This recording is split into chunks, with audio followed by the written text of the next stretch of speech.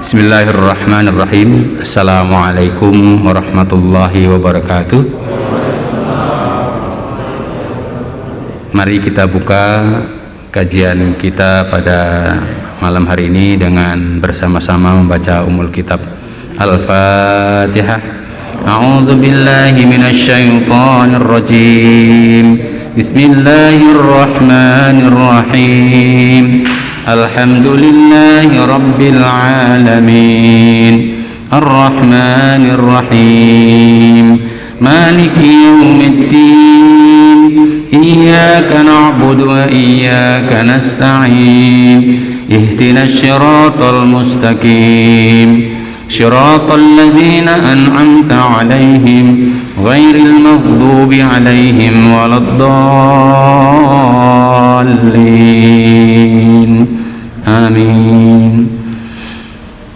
Innal hamdalillah nahmaduhu wa nasta'inuhu wa nastaghfiruh wa na'udzu billahi min shururi anfusina wa min sayyiati a'malina may yahdihillahu fala mudhillalah wa may yudlilhu fala hadiyalah.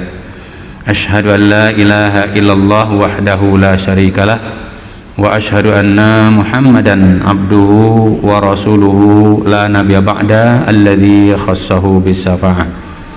Allahumma shalli wa sallim wa barik ala sayyidina Muhammadin wa ala alihi wa sahbihi wa man tabi'ahum bi ihsanin ila yaumiddin.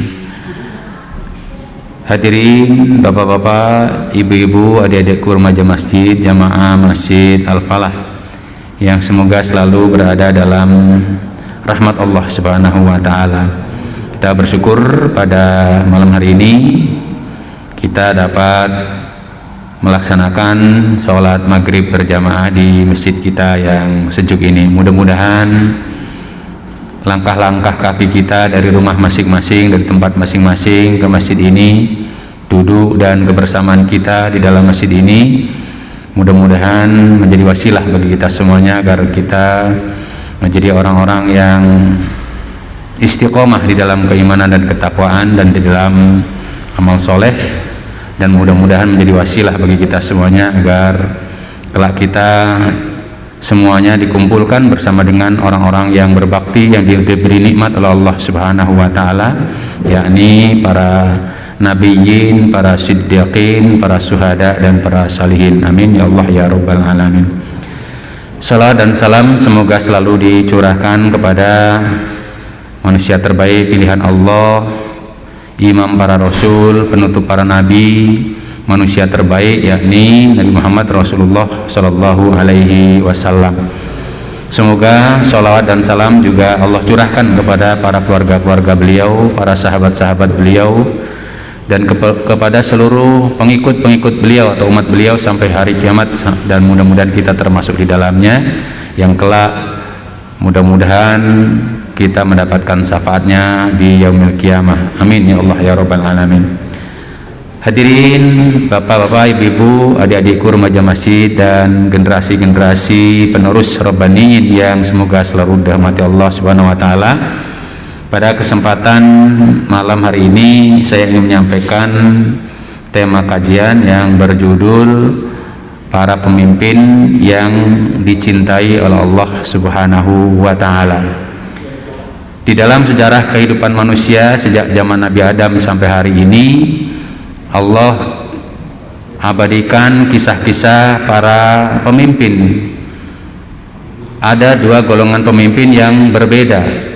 Yang pertama adalah golongan para pemimpin yang dimurkai Allah Subhanahu wa taala atau dilaknat oleh Allah Subhanahu wa taala. Itu dicontohkan misalnya Raja Namrud dan Fir'aun. Kemudian ciri-ciri dari pemimpin-pemimpin atau yang diberikan atau penguasa yang diberi kuasa oleh Allah Subhanahu wa taala di muka bumi yang dimurkai itu seperti yang dicantumkan dalam firman Allah di surat Muhammad ayatnya 21, 22, kemudian 22 sampai dengan 38. Itu karakternya. Kalau kita pelajari karakter pemimpin yang dilaknat Allah atau dimurkai oleh Allah Subhanahu wa taala. Di dalam surat Muhammad ayat 22 Allah berfirman, a'udzubillahi minasyaitonir rajim, fahal asaitum in tawallaitum an tufsidu fil ardi wa tuqatti'u arhamakum ulaikal ladzina la'anahumullahu fa asammahum wa a'ma absarahum. Maka apakah sekiranya kalian berkuasa atau kamu berkuasa, kamu akan berbuat kerusakan di bumi dan memutuskan hubungan silaturahim.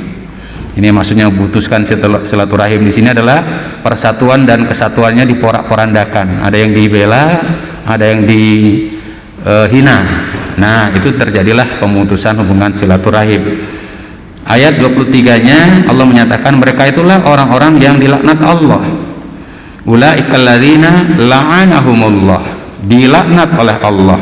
Fa asammahum wa a'ma absarahum, lalu dibuat tuli pendengarannya. Maksudnya bukan telinganya nggak bisa mendengar, tetapi tidak mau mendengar nasihat-nasihat yang baik, masukan-masukan yang baik, dan dibutakan penglihatannya.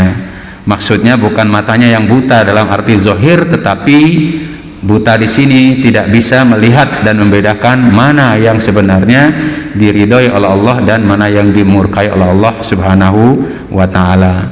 Hal-hal yang bersifat bisa mengundang cinta Allah dan hal-hal yang dapat menimbulkan murka atau laknat Allah, mereka tidak bisa melihat itu. Itu contoh atau ciri dari karakter umara-umara, pemimpin-pemimpin yang dilaknat oleh Allah Subhanahu wa taala.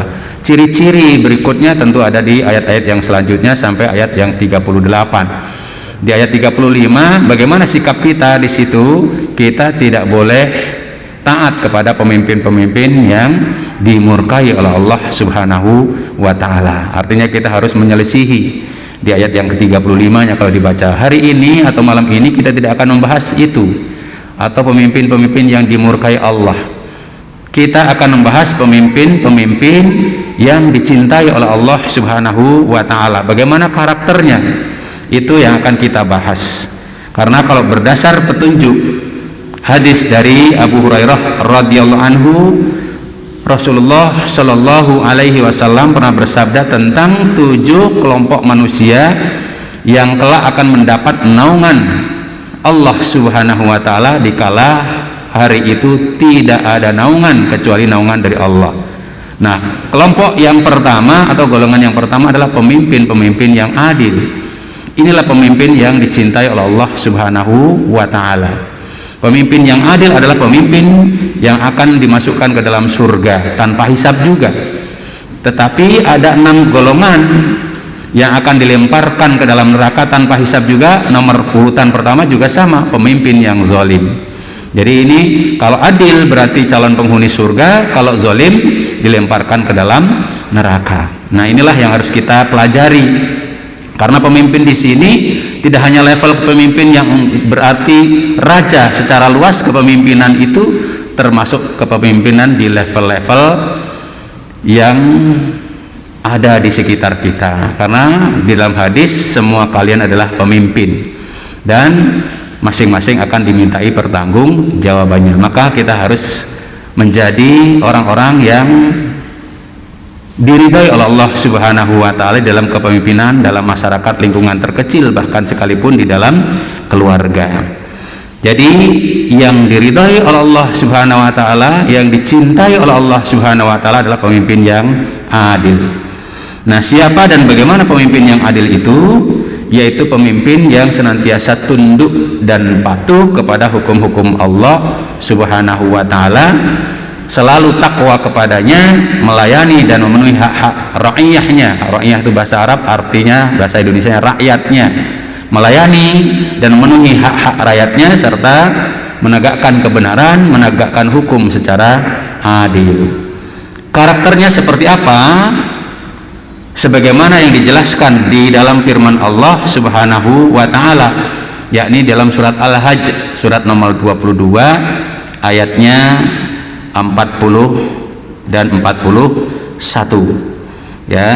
Jadi ayatnya dimulai dari ayat ke-40, di pertengahan ayat sampai akhir di ayat yang ke-40 surat Al-Hajj. Allah berfirman, a'udzu billahi minasyaitonir rajim, walaula daf'ullahin nasa ba'dahum bi ba'din lahuddimat sawami'u wa biya'un wa salawatun wa masajidu yuzkaru fiha ismullahi katsiran wa la yansurannallaha may yansur innallaha laqawiyyun aziz.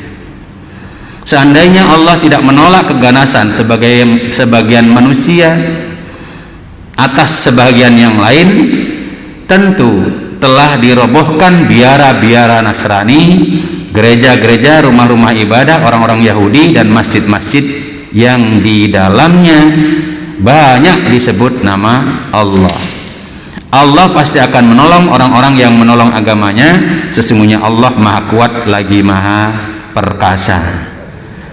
Nah, di ayat yang ke-41, siapa yang dimaksud menjaga keamanan tadi sehingga rumah-rumah ibadah, gereja-gereja, biara-biara, masjid-masjid itu tidak dirobohkan? Ya, artinya tidak roboh di sini bukan berarti roboh bangunannya saja, tetapi ruhnya, ibadahnya, ya dirobohkan di sini artinya kegiatan-kegiatan yang ada dalam rumah-rumah ibadah itu kemudian menjadi tidak ada. Itu namanya dirobohkan juga. Ya, nah seandainya Allah tidak menjaga dengan pemimpin-pemimpin yang adil, maka sudah diroboh-robohkan itu rumah-rumah ibadah yang di dalamnya disebut nama Allah. Nah, oleh karena itu Allah menyatakan sesungguhnya Allah pasti akan menolong orang-orang yang menolong agamanya. Sesungguhnya Allah Maha Kuat lagi Maha Perkasa. Nah, yang dimaksud di sini supaya tidak terjadi huru-hara tadi, terjadi keamanan, maka dipimpinlah oleh orang yang memang diridhai oleh Allah Subhanahu wa taala, yakni di ayat yang ke-41 ini. Alladzina immakkannahum fil ardi aqamus shalah wa atawuz zakah wa amaru bil ma'rufi wa nahau 'anil munkar walillahi 'aqibatul umur. Yaitu orang-orang yang jika kami berikan kedudukan di muka bumi, mereka tetap melaksanakan salat, menunaikan zakat, dan menyuruh berbuat yang ma'ruf dan mencegah dari yang mungkar, dan kepada Allah lah kembalinya segala urusan. Inilah ciri-ciri umara yang wajib untuk ditaati. Dia orang-orang yang tetap rukuk dan sujud dengan khusyuk, dengan benar, dengan sungguh-sungguh, dengan memurnikan ketaatan kepadanya, yakni kepada Allah Subhanahu wa ta'ala. Menunaikan zakat artinya membersihkan harta-hartanya dari segala hak milik orang lain. Jadi memberi contoh, dia mengeluarkan zakat dari hartanya, dan senantiasa menyuruh berbuat kebaikan, berbuat ma'ruf. Yang disebut perbuatan ma'ruf adalah perbuatan-perbuatan yang sesuai dengan hukum-hukum Allah Subhanahu wa ta'ala, sesuai dengan petunjuk-petunjuk Allah Subhanahu wa ta'ala, yang tujuannya adalah untuk mendapatkan keridhaan dan kasih sayang dari Allah Subhanahu wa ta'ala. Itulah perbuatan ma'ruf. Mencegah perbuatan-perbuatan yang mungkar, segala bentuk perbuatan-perbuatan yang menimbulkan keresahan, yang menimbulkan ketidakdamaian dan lain sebagainya, perbuatan-perbuatan yang dimurkai Allah, baik yang sifatnya pribadi maupun yang dilakukan oleh publik, itu dicegah oleh para pemimpin-pemimpin yang berkuasa, yang diberi kuasa oleh Allah Subhanahu wa ta'ala, agar tidak terjadi maksiat-maksiat yang merajalela. Kemudian mereka menyerahkan diri segala urusannya kepada Allah Subhanahu wa ta'ala. Inilah pemimpin atau umara yang wajib ditaati. Kalau kita hubungkan dengan surat An-Nisa ayat 59, ya, taatlah kepada Allah, kepada Rasul, dan ulil amri di antara kalian. Nah, ulil amri yang seperti ini yang ditaati. Tapi kalau ulil amri yang membuat kerusakan, kefasikan, memecah belah persatuan, silaturahim dan sebagainya, tidak ada ketaatan di situ. Ya, bahkan kita diminta untuk menentangnya di surat Muhammad tadi. Kalau kita baca ayat yang ke-35, jangan berdamai dengan mereka. Itu kalimatnya kalau kita baca di surat Muhammad. Nah, bagaimana karakter pemimpin yang diridhoi dan dicintai, ditolong oleh Allah Subhanahu wa ta'ala? yang menegakkan ajaran agamanya pasti ditolong oleh Allah Subhanahu wa taala. Yang pertama, karakternya adalah mampu dan berani. Ada orang yang mampu tapi tidak berani. Nah, ini mampu dan berani menegakkan keadilan secara benar dan tidak pilih kasih. Kita sudah diajarkan dalam sejarah peradaban Islam, Rasulullah Shallallahu Alaihi Wasallam pun pernah berkhutbah ketika wanita Ghamidi, ya, bangsawan yang mencuri emas dari yang lainnya, kemudian dia berusaha untuk meminta keringanan melalui putra angkat beliau yaitu Usama. Maka ketika itu Rasulullah Shallallahu Alaihi Wasallam marah sehingga menyatakan, apakah apabila yang melanggar hukum itu para bangsawan kemudian hukum tidak ditegakkan, sementara yang melanggar orang-orang yang lemah baru ditegakkan? Kemudian Rasulullah menyatakan, seandainya Fatimah binta Muhammad atau binti Muhammad melanggar hukum atau mencuri, pasti aku akan potong tangannya. Ini jelas sekali, tegas, berani dan tegas dalam menegakkan keadilan. Dengan cara seperti itu maka keadilan itu akan terwujud sehingga orang nyaman untuk berbuat kebaikan, tidak nyaman orang berbuat keburukan. Artinya terarah supaya semuanya dalam keadaan baik. Nah, pemimpin yang berani dan mampu menegakkan keadilan secara benar ini dapat mencegah keganasan-keganasan manusia dengan manusia yang lain, sehingga tadi tidak dirobohkan atau tidak diserang masjid-masjid, tidak diserang biara-biara, tidak diserang gereja-gereja, ya, yang disebut nama Allah di dalamnya. Jadi begitu, ya, sehingga tidak akan ada orang yang berani melecehkan agama, tidak akan ada orang-orang yang berani melecehkan ulama, tidak akan ada yang berani kemudian melakukan kejahatan-kejahatan secara terbuka, ya, kecuali ya sembunyi-sembunyi. Kejahatan yang tersembunyi tetap ada dalam sejarah kehidupan manusia, pasti akan ada. Tapi yang terbuka, yang akibatnya menyebabkan huru-hara, kezaliman yang merajalela, tidak akan ada kalau ada pemimpin yang berani dan mampu menegakkan keadilan ini. Nah, firman-firman Allah yang berkaitan tentang kewajiban menegakkan keadilan ini banyak di dalam Al-Quran, tidak hanya satu ayat, dua ayat, ya. Kalau kita lihat semuanya banyak di dalam ayat-ayat Al-Quran, di antaranya yang jelas sekali dan ini sering kita sampaikan, ya, ayat ini atau ya firman Allah ini dalam bahasa Inggris itu ditaruh di di pintu masuk gedung Mahkamah Agung Amerika Serikat. Ya, yang pernah ke sana itu sudah cerita bahwa di pintu masuk gedung Mahkamah Agung itu ayat Al-Quran surat An-Nisa 135 itu terjemahnya dalam bahasa Inggris dipampang di sana. Ya, di dalam ayat 135 surat An-Nisa Allah menyatakan dengan tegas, wahai orang-orang yang beriman, jadilah kalian penegak keadilan, menjadi saksi karena Allah, walaupun terhadap dirimu sendiri atau terhadap ibu bapak dan kaum kerabatmu. Jika dia yang terdakwa kaya ataupun miskin, maka Allah lebih tahu kemaslahatannya atau kebaikannya. Maka janganlah kalian mengikuti hawa nafsu karena ingin menyimpang dari kebenaran. Dan jika kalian memutarbalikkan kata-kata atau enggan menjadi saksi, maka ketahuilah Allah Maha mengetahui terhadap segala apa yang kalian kerjakan. Kemudian juga di dalam surat Al-Maidah ayat 8 Allah juga berfirman yang artinya, wahai orang-orang yang beriman, jadilah kalian penegak keadilan karena Allah, ketika menjadi saksi hendaklah menjadi saksi dengan adil, dan janganlah kebencianmu atau kalian terhadap suatu kaum mendorong kalian untuk tidak berlaku adil. Berlaku adillah, karena adil itu lebih dekat kepada takwa, dan bertakwalah kepada Allah, sesungguhnya Allah Maha mengetahui terhadap apa yang kalian kerjakan. Masih banyak lagi di surat Al-A'raf, misalnya surat Al-A'raf ayat 159 dan juga diulang di 181. Ya, Allah menyatakan, dan di antara kaum Musa terdapat suatu umat yang memberi petunjuk kepada manusia dengan dasar kebenaran, dan dengan kebenaran itu pula mereka menegakkan atau menjalankan keadilan, berlaku adil dan menegakkan keadilan.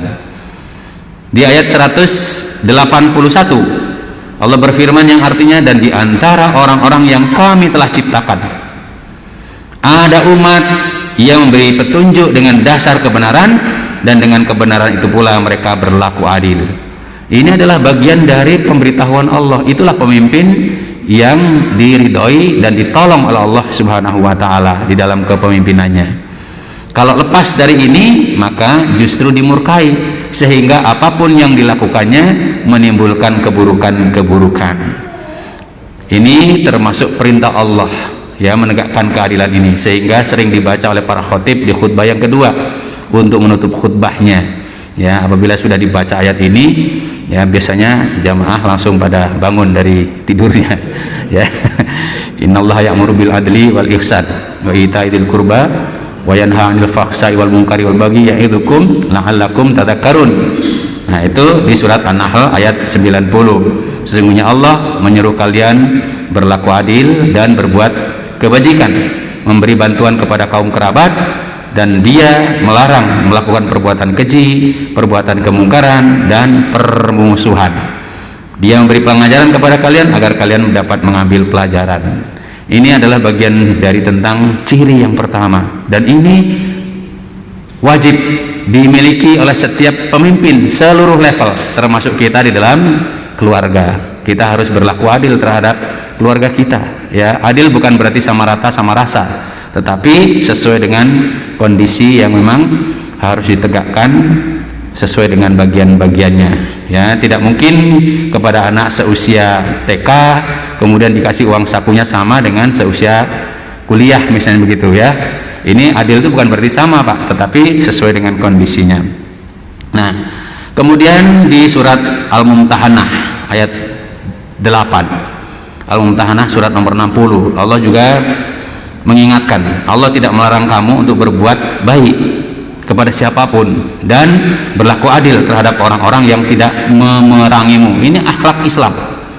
Allah tidak melarang kalian berlaku baik dan berlaku adil terhadap orang-orang yang tidak memerangimu dalam urusan agama, dan tidak mengusir kamu dari kampung halamanmu, ya. Sesungguhnya Allah mencintai orang-orang yang berlaku adil. Jadi adil itu adalah bagian dari sifat Allah yang mengundang cinta Allah Subhanahu wa taala. Kemudian karakter yang kedua, pemimpin yang dicintai, diridhoi, ditolong oleh Allah Subhanahu wa taala adalah selalu menegakkan sholat dengan benar. Bahkan tidak pernah ketinggalan sholatnya, ya. Dia lebih dahulu mengajak kepada yang lain untuk sholat. Kalau dia pemimpin di lingkungan organisasinya, di lingkungan lembaganya, maka dia buat itu aturan supaya sholat tepat waktu. Nah, ini ciri-ciri pemimpin yang dicintai dan ditolong oleh Allah Subhanahu wa taala, ya. Sholatnya betul-betul dilakukan dengan benar, dengan khusyuk, dengan ikhlas, dengan mengharap ridha Allah Subhanahu wa taala. Nah, ini karakter yang kedua. Di dalam surat Al-A'raf ayat 28 Allah berfirman, "Qul amara rabbi bil qisti wa aqimu wujuhakum inda kulli masjid wad'uuhu mukhlishina lahuddin kama bada'akum ta'udun." Katakanlah, Tuhanku menyuruhku berlaku adil. Hadapkanlah wajah kalian kepada Allah pada setiap sholat. Ini maksudnya khusyukkanlah, gitu ya. Hadapkan di sini maksudnya khusyuk. Dan sembahlah Dia dengan mengikhlaskan ibadah semata-mata hanya kepadanya. Kamu akan dikembalikan kepadanya sebagaimana kamu diciptakannya kali pertama atau semula, pada awal mulanya. Jadi sholatnya khusyuk, sholatnya ikhlas, ya, dalam rangka untuk mengabdi, berbakti, beribadah kepada Allah Subhanahu wa ta'ala. Jadi ini ciri yang kedua, karakter pemimpin yang akan ditolong oleh Allah Subhanahu wa taala dan dicintai oleh Allah Subhanahu wa taala. Yang ketiga,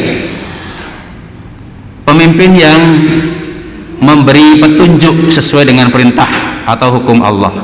Jadi memberi petunjuknya bukan karena hawa nafsu, memberi petunjuknya bukan karena bisikan orang lain atau keinginan orang lain atau dikendalikan orang lain, tapi memberi petunjuk sesuai dengan perintah Allah dan mengimani atau meyakini petunjuk-petunjuk dari Allah Subhanahu wa taala atau ayat-ayat atau firman-firman Allah Subhanahu wa taala. Nah, di dalam surat As-Sajdah surat nomor 32 ayatnya 24 Allah berfirman, a'udzu billahi minasyaitonir rajim wa ja'alna minhum a'immatan yahduna bi amrina lamma sabaru wa kanu bi ayatina yuqinun. Dan kami jadikan di antara mereka itu pemimpin-pemimpin yang memberi petunjuk dengan perintah kami. Jadi memimpinnya dengan petunjuk yang diperintahkan oleh Allah Subhanahu wa taala. Kebijakan, keputusan, hal-hal yang akan dilakukan sesuai dengan bimbingan dari Allah Subhanahu wa taala. Kami, ya, perintah kami kata Allah selama mereka sabar, mereka meyakini ayat-ayat kami. Diulang lagi, dan kami jadikan di antara mereka pemimpin-pemimpin yang memberi petunjuk dengan perintah kami selama mereka sabar, mereka meyakini ayat-ayat kami. Jadi selama mereka sabar di dalam melaksanakan perintah Allah, di dalam kepemimpinannya mengimani ayat-ayat Allah, maka Allah akan turunkan pertolongannya, ya, sehingga Allah akan turunkan keberkahan, sehingga Allah akan turunkan kedamaian, sehingga Allah akan ciptakan, turunkan kemakmuran, sehingga masyarakat merasa nyaman, ya, walaupun kondisinya berbeda-beda, ada yang kaya, ada yang miskin, tapi semuanya jadi nyaman kalau ada keberkahan yang diturunkan oleh Allah Subhanahu wa taala, karena pemimpinnya taat kepada hukum-hukum dan petunjuk-petunjuk, bimbingan-bimbingan dari Allah Subhanahu wa taala.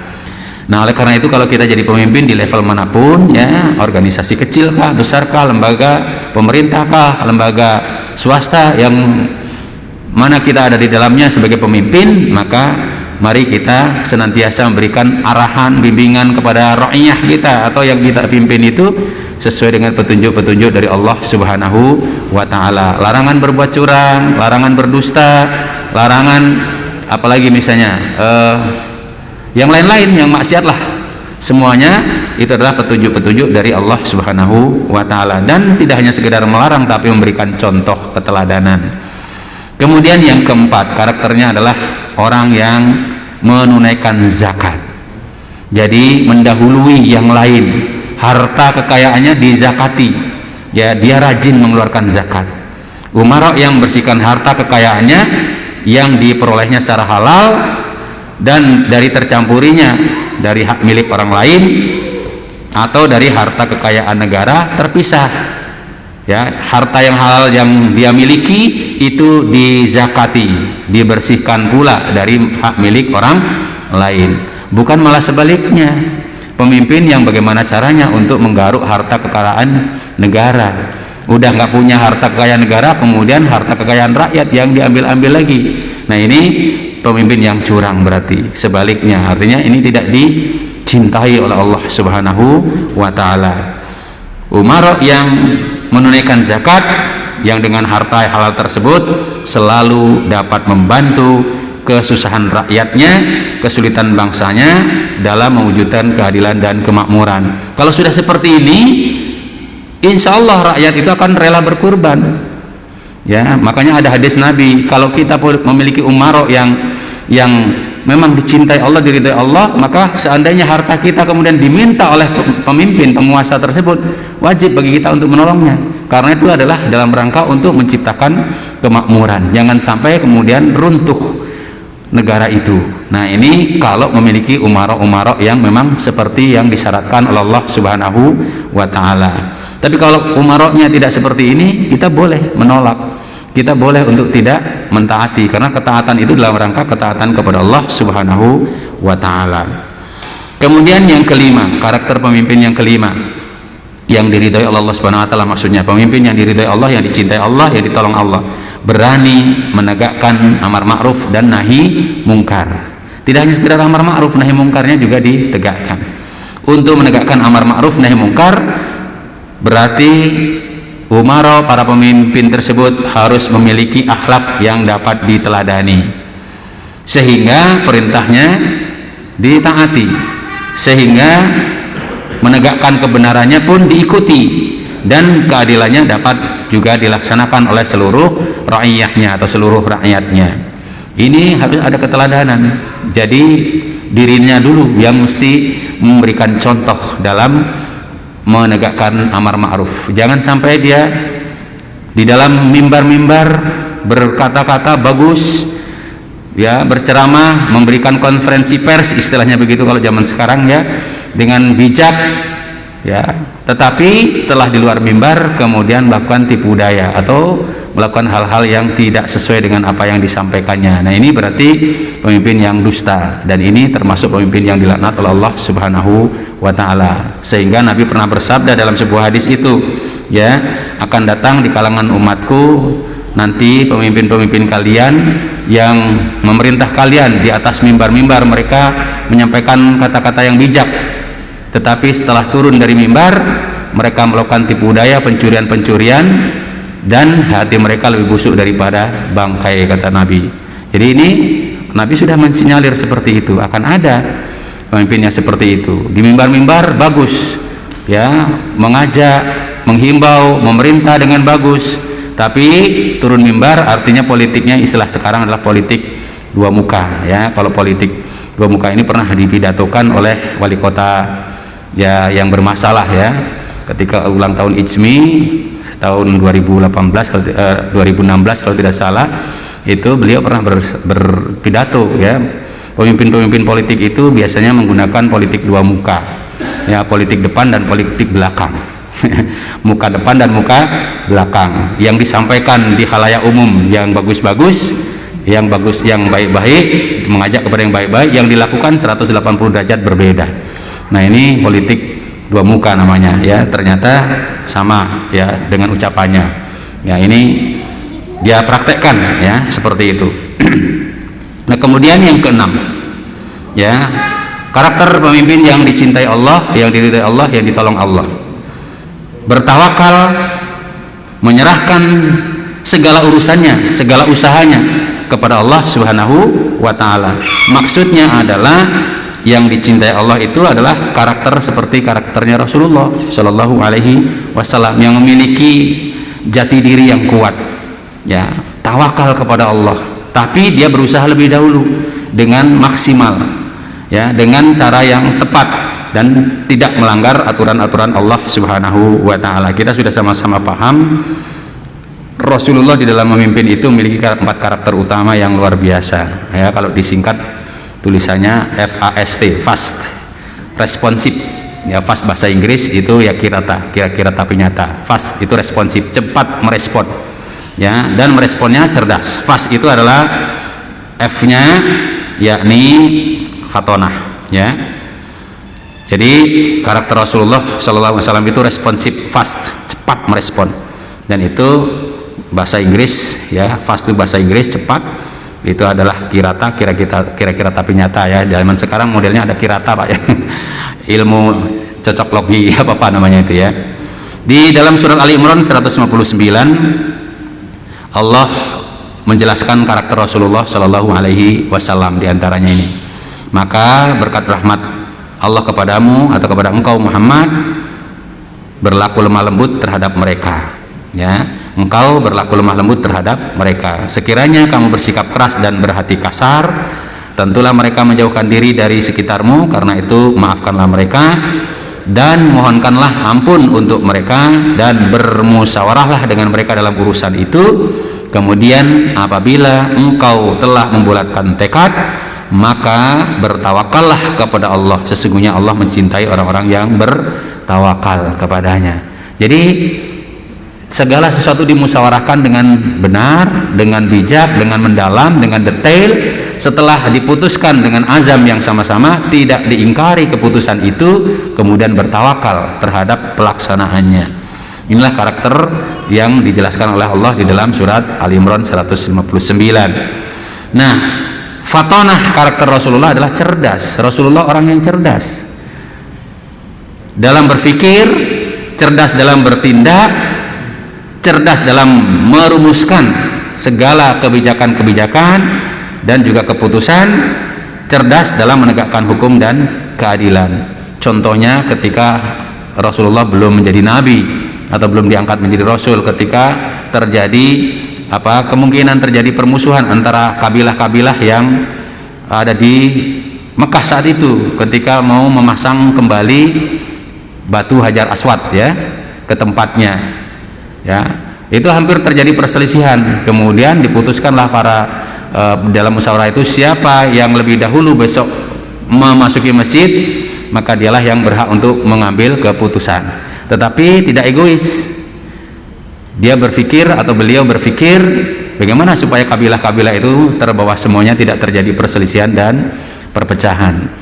Digelarlah surbannya, diletakkanlah batu Hajar Aswad itu di atas surban, kemudian pojok-pojoknya diangkat oleh 4 kabilah, digotong bersama-sama, diarahkan ke tempat semula, baru Rasulullah SAW kemudian yang meletakkannya. Ini adalah cerdas ya. Jadi bagaimana caranya supaya tidak terjadi perselisihan dan perpecahan. Nah, jadi bukan yang sufaha ya. Kalau umarok yang sufaha itu sukanya membuat pecah belah, kebijakannya itu senang kalau timbul pecah belah gitu ya. Jadi kebijakannya suka memelihara perpecah belahan, karena perpecah belahan itu menguntungkan. Begitu dia nanti berbuat salah, ada perpecah belahan, bisa mengalihkan isu dan sebagainya. Ini bahaya ya.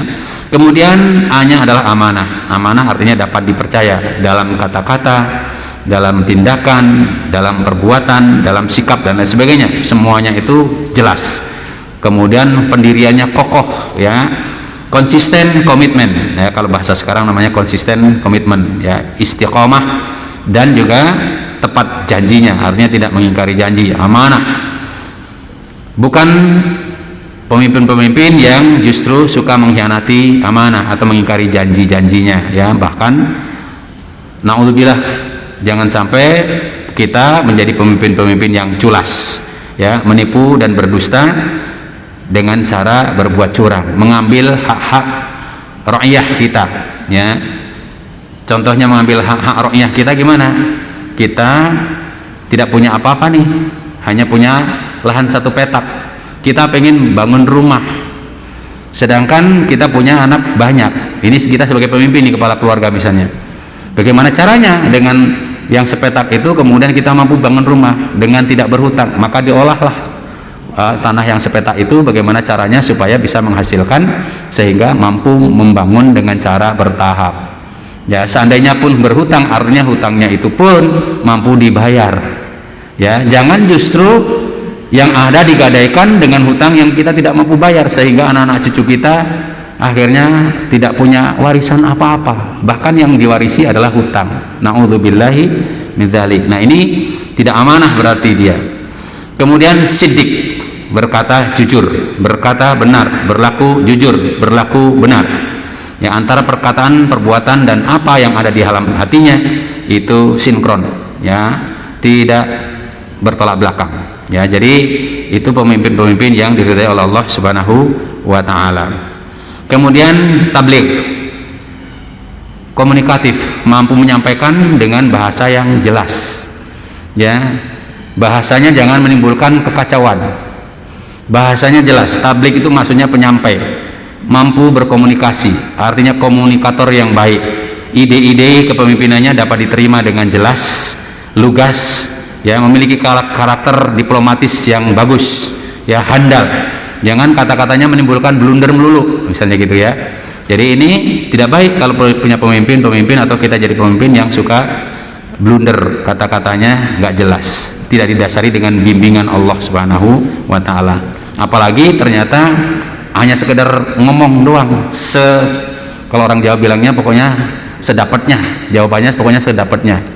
Istilahnya orang Betawi adalah omong doang ya. Ini bahaya ya. Kemudian yang ketujuh, karakter pemimpin yang dicintai Allah, ditolong Allah, berani menjadi panglima perang untuk melindungi rakyat dan bangsanya dari permusuhan orang-orang yang hendak menjatuhkan bangsanya atau memusuhi bangsanya atau menjajah bangsanya, sehingga tetap terjaga kedamaiannya. Jadi berani menjadi panglima perang. Makanya di dalam undang-undang kita sebenarnya benar ya, presiden itu adalah panglima tertinggi, karena kalau terjadi peperangan dia yang harus di depan mengambil peran yang paling utama ya.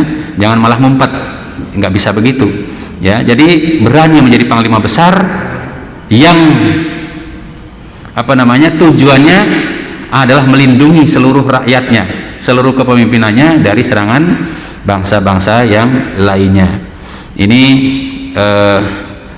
sangat jelas misalnya di dalam surat At-Taubah ayat 13 ya.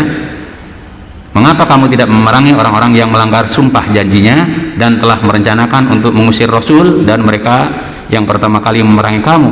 Apakah kamu takut kepada mereka? Padahal Allah lah yang lebih berhak untuk kamu takuti jika kamu orang-orang yang beriman. Jadi ini kita nggak boleh penakut dengan bangsa yang lain sehingga ditekan, dijajah dan sebagainya. Tunduklah, kita nggak boleh begitu. Kemudian di dalam surat At-Taubah ayat 14-nya ya, perangilah mereka, niscaya Allah akan menyiksa mereka dengan perantaraan tangan kalian atau kekuasaan kalian, dan Dia akan menghina mereka dan menolongmu dengan kemenangan atas mereka serta melegakan hati orang-orang yang beriman. Artinya rakyat yang beriman, yang mengimani, yang taat tadi jadi tenang. Itulah karakter pemimpin yang dicintai Allah, berani menjadi panglima perang. Yang kedelapan, yang selalu berjihad untuk menegakkan kebenaran, bertaubat kepada Allah Subhanahu wa taala di waktu-waktu malam hari, terus beribadah dan memelihara hukum-hukum Allah Subhanahu wa taala dia tegakkan, dan ayat-ayat Allah dijaga, tidak boleh dilecehkan. Ya. Pas ya nih. Pas materinya sampai poin 8. Jadi itulah karakter yang kita sampaikan berkaitan dengan pemimpin-pemimpin yang diridhai Allah, yang ditolong Allah, yang dicintai oleh Allah Subhanahu wa taala, dan itu adalah untuk kita karena kita semuanya adalah pemimpin di tingkat level kita masing-masing. Mudah-mudahan Allah membimbing kita untuk menjadi pemimpin-pemimpin yang diridhai, dicintai dan ditolong oleh Allah Subhanahu wa taala.